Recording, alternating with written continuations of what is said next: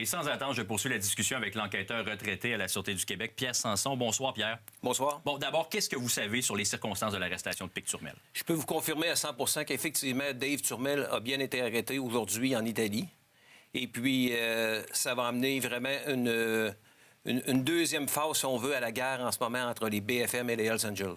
Non, évidemment, il a été arrêté en Italie. Ça veut dire que c'est pas demain matin qu'il va arriver à Québec. Là. Non, si on fait un parallèle avec Gérald Galland, qui était bien connu, le tueur à gages, j'avais été le chercher moi-même avec des collègues à Zurich, en Suisse. Il avait été arrêté le 5 mai 2006 et il avait été répatrié qu'en août 2006. Alors, plusieurs mois de procédure judiciaire. Alors, on peut s'attendre à ce que ça prenne plusieurs semaines dans le cas de M. Turmel. Ça faisait des mois qu'on recherchait Dave Pic-Turmel. Donc j'imagine qu'une opération comme celle-là, c'est préparé à l'avance. Là. Assurément, il n'a pas été arrêté par hasard. Ça a été planifié. Et je ne serais pas surpris qu'aujourd'hui, on entende peut-être dans les prochaines heures ou demain qu'il y a eu des perquisitions faites dans la région en lien avec l'arrestation de M. Turmel et de la drogue et des armes auraient pu être saisies aussi.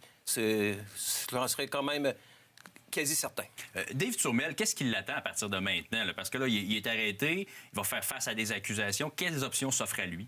Si on prend l'exemple encore de Gérald Galland, l'option de devenir délateur ou l'option de faire face à la justice. Et s'il décide de faire face à la justice, alors c'est des accusations graves qui l'attendent. Assurément complot de meurtre, ainsi que une querelle d'accusations et de longues sentences qui pourraient l'attendre. Alors, le choix reste à lui, mais le meilleur choix serait de devenir délateur. Ça fait plusieurs mois que je fouille ce qui se passe à la prison de Québec. Il y a beaucoup de membres BFM qui sont là en ce moment. Ça brasse pas mal. Donc là, il va se retrouver proche des membres de son gang. Il va pouvoir peut-être poursuivre ses affaires.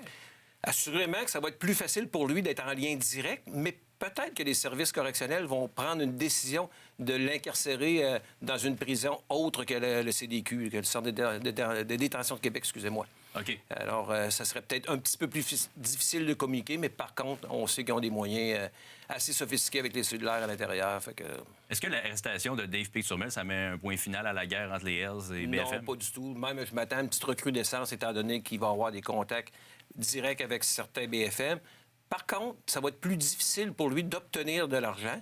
Alors, moins d'argent, moins d'armes, moins de soldats pour aller à la guerre pour lui. Fait que ça peut durer un certain temps. Et aussi, à l'intérieur des murs, sa vie va être quand même assez en danger. Oui, j'imagine. Et faut le dire, BFM, c'est un groupe un peu nouveau genre également. C'est pas aussi structuré que les... Pas très bien orchestré, effectivement.